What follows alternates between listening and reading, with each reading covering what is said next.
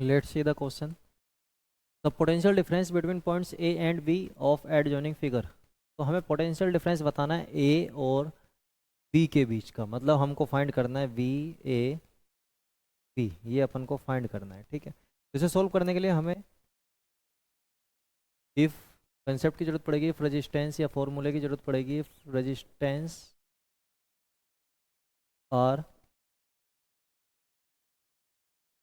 connected in series, then R equivalent will be R1 plus R2 plus R3 and so on. ठीक है, in parallel combination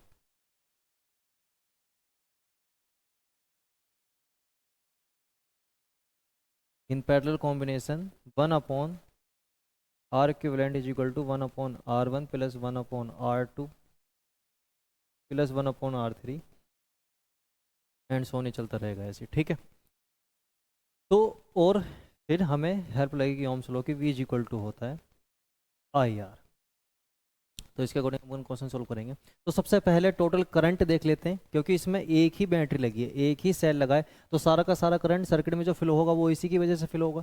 तो total current देख लेते हैं, यहाँ से I कितना फिल होगा। टोटल करंट के निकालने के लिए V is equal to I is equal to total current निकालना है हमें V अपॉन R, और R क्या होगा यहाँ पे, R इक्विवेलेंट, टोटल सर्किट का नेट रेजिस्टेंस या इक्विवेलेंट रेजिस्टेंस, क्योंकि बैटरी सेल एक ही है 2 वोल्ट, और I इज इक्वल टू होगा V अपॉन R इक्विवेलेंट। तो सबसे पहले इसका R इक्विवेलेंट फाइंड करते हैं, देखते हैं। यहाँ पर देखो A से C को नोटिस करो, A से C के ऊपर 5 ओम रेजिस्टेंस 5 के साथ सीरीज में कनेक्टेड है, और ये अगला इस 5 के साथ सीरीज में कनेक्टेड है। उसी तरह यहाँ पर 5 और 5 सीरीज में कनेक्टेड है, और ये वाला 5 इसके साथ सीरीज में कनेक्टेड है ना। इसका एक एंड दूसरे वाले के अगले एंड से कनेक्टेड है, इसका ये वाला एंड उसके अगले वाले एंड से कनेक्टेड है। तो तीनों रेजिस्टेंस किस में है, सीरीज में। सीरीज में क्या होता है, तीनों को क्या करते हैं अपन, सिंपली ऐड। तो इन तीनों को मिला के एक रेजिस्टेंस लिख देंगे अपन, जिसकी वैल्यू होगी यहाँ पर 15 ओम, और यहाँ पर भी एक रेजिस्टेंस मिलाकर लिख देंगे जिसकी वैल्यू होगी 15 ओम। तो फर्दर सोल्व करेंगे तो ये कुछ इस तरह का बनेगा। ये बैटरी थी अपनी, ये पॉइंट ए था और ये पॉइंट सी था। ठीक है, तो यहाँ पर जो हमारा रेजिस्टेंस आया था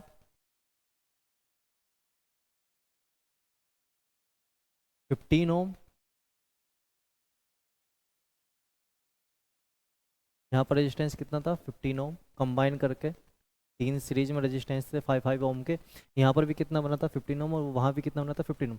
अब ये 15 दोनों आपस में किस में कनेक्टेड है, पैरेलल में कनेक्टेड है। अब पैरेलल में कनेक्टेड है तो इक्विवेलेंट कैसे निकालेंगे, R equivalent is equal to 1 upon R1 plus 1 upon R2, या 1 अपॉन 15 प्लस 1 अपॉन 15, तो 1 अपॉन R इक्विवेलेंट। तो R इक्विवेलेंट कितना आ जाएगा, R इक्विवेलेंट आ जाएगा यहाँ से 15 अपॉन 2 ओम। ठीक है, तो करंट R इक्विवेलेंट आ गया। अब करंट कैलकुलेट कर लेंगे अपन, करंट कितना होगा total, V upon R equivalent. I is equal to V की वैल्यू कितनी है 2, और करंट की वैल्यू रेजिस्टेंस की वैल्यू आई 15 अपॉन 2, तो 2 पर जाके मल्टीप्लाई हो जाएगा। तो I की वैल्यू जो आएगी वो आएगी 4 upon 15 ohm, sorry I is equal to 4 upon 15 ampere. अब ये टोटल करंट है जो इसकी वजह से फिल होगा, इस सेल की वजह से, इस बैटरी की वजह से कितना फिल होगा I, जिसकी वैल्यू होगी 4 अपॉन 15 ओम। अब इधर भी 15 ओम है, 4 अपॉन 15 एम्पियर करंट की वैल्यू होगी 4 अपॉन 15 एम्पियर, टोटल करंट जो इस बैटरी की वजह से इस सर्किट में फिल होगा। तो I जिसकी वैल्यू है 4 अपॉन 15 एम्पियर, इस बैटरी की वजह से पूरे सर्किट में फिल होगा। अब यहाँ पर 15 ओम रेजिस्टेंस है और यहाँ पर भी 15 ओम रेजिस्टेंस है, तो जो करंट होगा यहाँ से यहाँ जाएगा और फिर यहाँ आएगा और यहाँ भी जाएगा, तो इक्वल करंट डिवाइड होगा I/2, मतलब आधा करंट इस ब्रांच में आ जाएगा और आधा करंट उसमें चला जाएगा। इक्वल क्यों होगा, क्योंकि यहाँ पर भी रेजिस्टेंस 15 ओम है और यहाँ पर भी रेजिस्टेंस 15 ओम है। तो यहाँ जो करंट की वैल्यू आएगी, अगर 2 से डिवाइड कर दें तो इसको, तो ये बनेगा 2 अपॉन 15 एम्पियर, और वहाँ जो करंट की वैल्यू जाएगी उसको भी 2 से डिवाइड करेंगे तो बनेगा 2 अपॉन 15 एम्पियर। तो इसमें कितना करंट फ्लो हो रहा है, ये वाला पॉइंट क्या था, ए से बी, इस वाली लाइन में कितना करंट फ्लो हो रहा है 2 अपॉन 15 एम्पियर।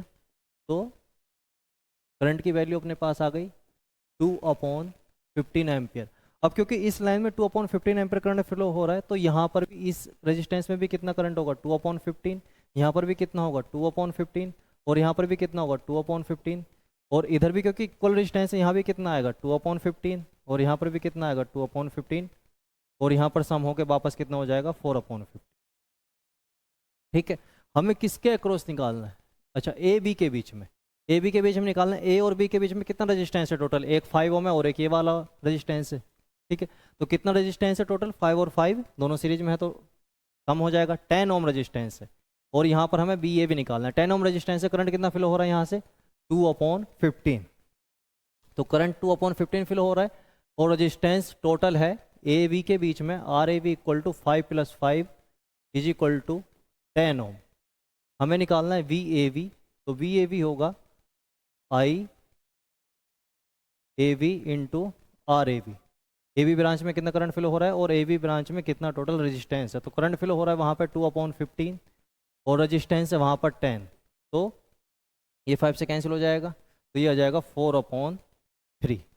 तो वी ए वी आ जाएगा आपका 4/3 वोल्ट।